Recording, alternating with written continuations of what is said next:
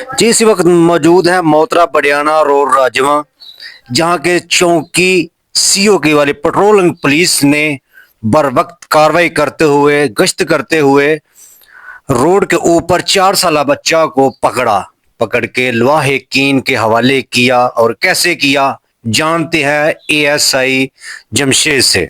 जी sir, अस्सलाम वालेकुम।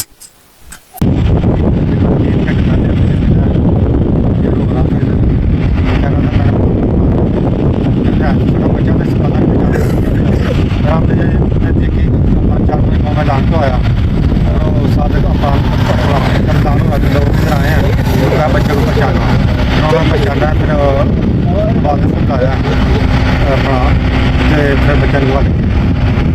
ये कितनी देर में ये बच्चा आपको सुबह कितने बजे मिला और वाह हकीम के हवाले कब किया? 9 बजे की बात है, ये 9 बजे में मिला, 11:30 बजे।